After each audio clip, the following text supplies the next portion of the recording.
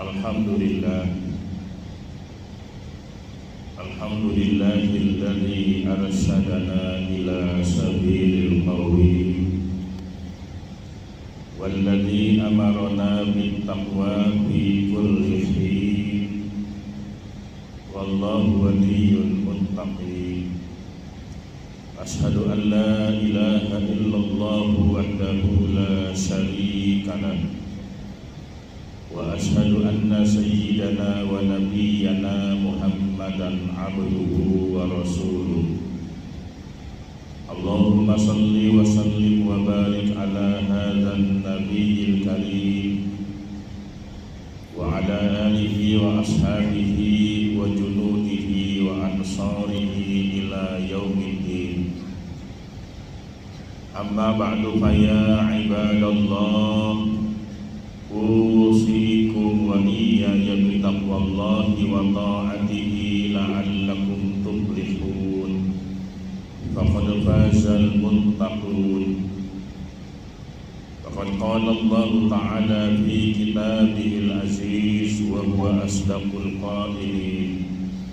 A'udzu billahi minasy syaithanir rajim. Bismillahirrahmanirrahim. Ya ayyuhalladzina amanu taqullaha haqqa tuqatih. Ittaqullaha haqqa tuqatih wa la tamutunna illa wa antum muslimun. Shadaqallahul azim. Ma'asyiral muslimin wa zumratal mu'minin, sidang Jumat yang dimuliakan Allah. Segala puji serta syukur kita panjatkan kehadirat Allah Azza wa Jalla, Zat yang Maha Tunggal, Maha Pengasih lagi Maha Penyayang, Pencipta dan Pengatur seluruh kehidupan makhluknya. Atas limpahan rahmat dan nikmatnya yang telah diberikan kepada kita sekalian, terutama nikmat iman dan nikmat Islam, dua nikmat yang terbesar yang Allah berikan kepada kita. Kenapa saya katakan bahwa nikmat iman dan Islam adalah dua nikmat yang terbesar? Karena tidak ada nikmat yang lebih besar selain iman dan Islam. Kalau nikmat harta benda, pangkat dan jabatan itu sifatnya temporer, relatif singkat, dan belum tentu bisa menjamin kebahagiaan. Bahkan bisa saja harta benda, pangkat dan jabatan itu berbalik menjerumuskan manusia manakala manusianya tidak pandai bersyukur kepada Allah.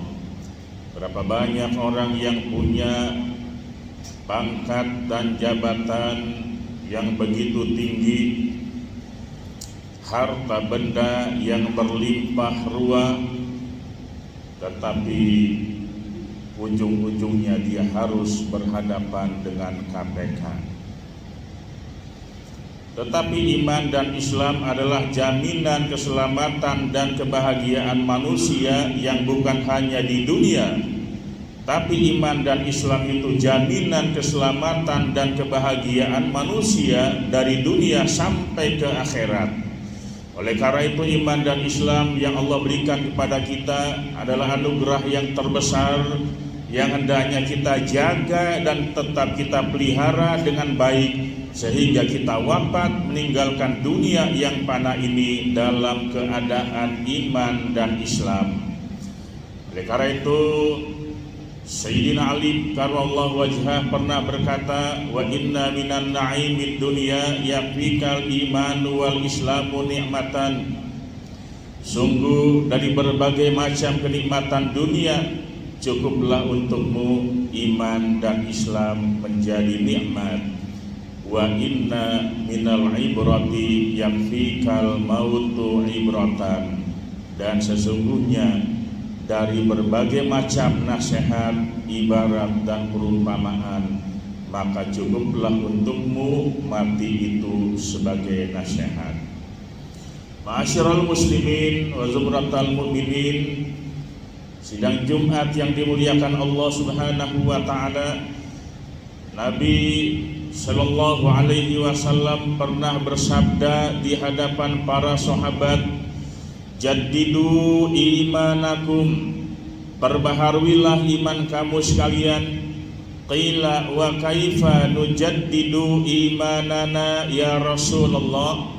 Kemudian sahabat bertanya, "Ya Rasul, bagaimanakah cara kami memperbaharui iman?" Rasul menjawab, "Fa'aksiru min qauli la ilaha illallah." Perbanyaklah olehmu dengan mengucapkan kalimat la ilaha illallah. Kalimat ini bisa menghantarkan kita masuk ke dalam surga. Manakala di penghujung kehidupan kita yang kita ucapkan adalah la ilaha illallah. Baginda Rasul sallallahu alaihi wasallam menegaskan, "Man kana akhiru kalamihi la ilaha illallah dakhala jannah." Barang siapa yang akhir kalamnya di penghujung kehidupannya ketika dia sakaratil maut, ucapan yang akhir adalah la ilaha illallah dakhala jannah, masuk surga.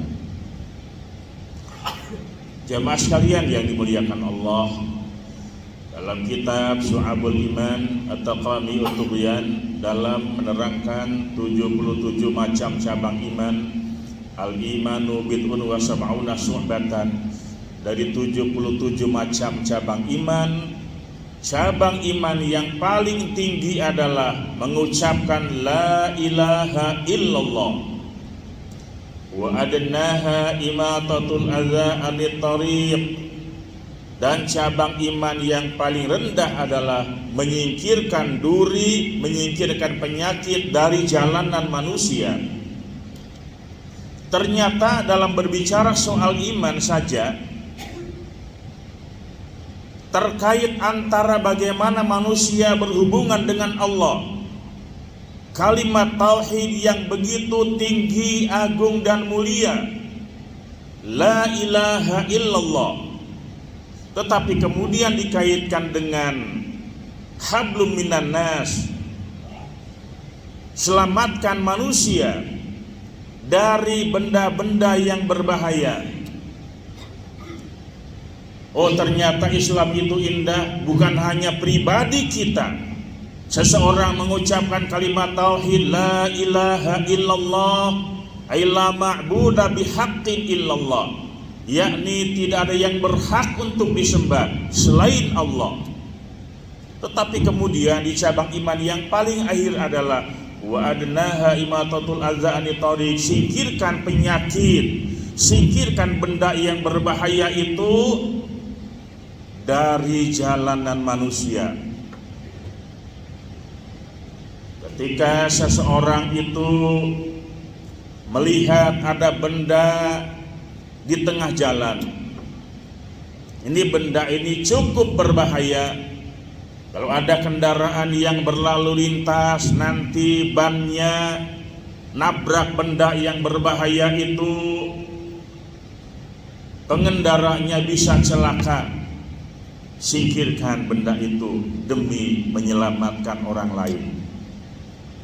Jangan-jangan nanti ada orang yang berlalu lalang, kakinya terkena benda yang berbahaya itu, dia bisa celaka. Iman kita berbicara, singkirkan benda itu demi menyelamatkan orang lain. Maka Islam adalah agama yang bukan hanya mementingkan diri pribadi, tetapi juga selamatkan orang lain dari gangguan lidah dan tanganmu, juga dari benda-benda yang berbahaya. Nah, kalau ternyata dengan iman kita diajarkan supaya dalam kehidupan kita selamatkan orang lain, bukan malah sebaliknya. Di tempat orang berkerumun, di tempat orang beristirahat, di tempat orang sedang rapat, dipasangin bom. Nanti kalau bomnya meledak, yang mati tidak pilih bulu, ada kiai di situ mati, atau jangan-jangan orang tuanya yang masang bom di situ pun ikut celaka. Maka jelas-jelas mencelakai orang lain adalah bukan ajaran Islam dan sama sekali sangat bertentangan dengan ajaran yang dibawa oleh Nabi besar Muhammad sallallahu alaihi wasallam, dengan ajaran yang begitu indah. Jamaah sekalian yang dimuliakan Allah Subhanahu wa taala, oleh karena itu ketika kita memelihara nilai-nilai keimanan kita, bagaimana seorang muslim itu menjadi mukmin, mukmin menjadi muttaqin. Ini bagian dari sifat-sifat yang diajarkan oleh agama Islam. Antara muslim, mukmin, muttaqin, Islam agamanya, orang yang menjalankan agama Islam dengan baik dan benar, maka dia disebut muslim. Iman, ketika seseorang itu beriman dengan baik dan benar, maka orang yang beriman adalah disebut mukmin. Takwa, orang yang menjalankan takwa dengan baik dan benar, maka orang yang takwa itu disebut muttaqin. Maka muslim, mukmin, muttaqin ini satu dari tiga, jangan sampai terpisah. Anda menjadi muslim, Anda pun menjadi mukmin, dan Anda pun harus menjadi orang yang muttaqin. Maka sungguh ketika seseorang sudah mencapai muslim yang baik, memiliki iman yang baik, kemudian dia akan menjadi orang yang muttaqin, orang yang takwa kepada Allah. Kalau setiap kita sebagai umat Islam melaksanakan nilai-nilai takwa kepada Allah, maka semuanya akan menjadi beres.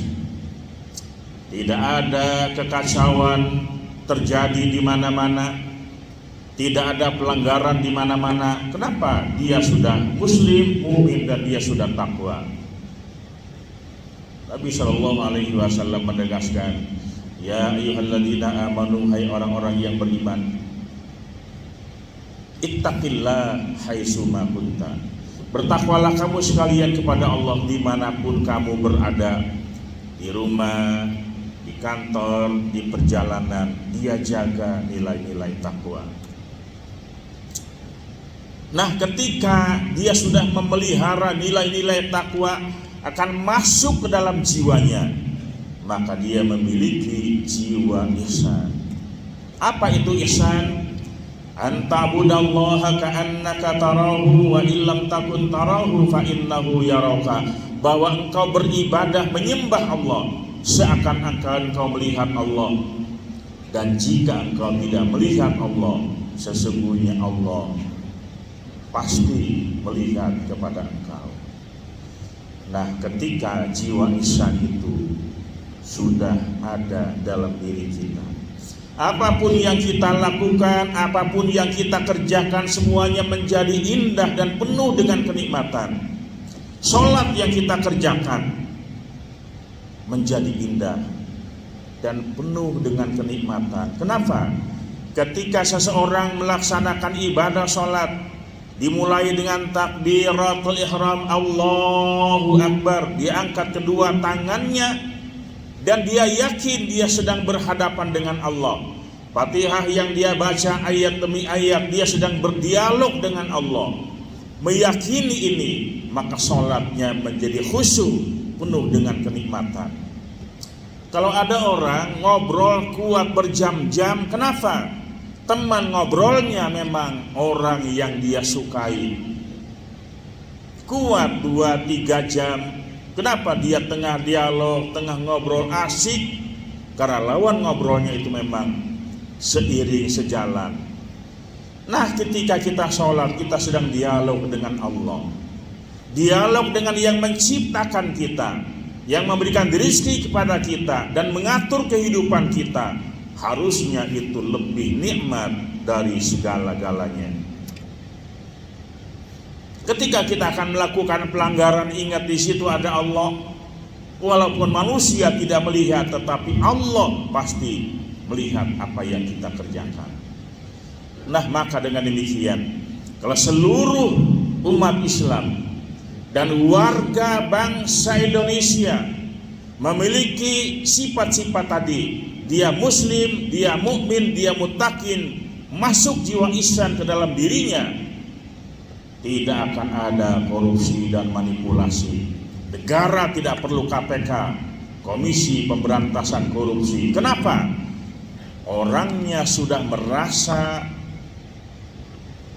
ada yang mengawasi lebih dari KPK, yakni para malaikat. Yang malaikat itu tidak mempan disuap, tidak makan, tidak minum, tidak tidur, dan tidak punya kepentingan apa-apa. Berbeda dengan pengawasan yang dilakukan oleh manusia. Semoga Allah Subhanahu wa taala melimpahkan rahmat, taufik dan hidayahnya pada kita sekalian. Allah berikan kekuatan lahiriah dan batiniah. Allah jaga dan pelihara nilai-nilai keimanan, keislaman kita, sehingga kita menjadi orang-orang yang muttaqin, memiliki sifat ihsan. A'udzubillahi minasyaitonir rajim. Bismillahirrahmanirrahim. Ya ayyuhalladzina amanu hal adullukum ala tijaratin tunjikum min adzabin alim. Tu'minuna billahi wa rasulih wa tujahiduna fi sabilillahi bi amwalikum wa anfusikum. Dzalikum khairul lakum in kuntum ta'lamun. Barakallahu li wa lakum fil Qur'anil azim wa nafa'ni wa iyyakum bima fihi minal ayati wa dzikril hakim. Wa taqabbala minni wa minkum tilawatahu innahu was-sami'ul alim. Aqulu qawli hadza wa astaghfirullahal azim li wa lakum wa lisairil muslimina wal muslimat wal mu'minina wal mu'minat fastaghfiru innahu huwal ghafurur rahim.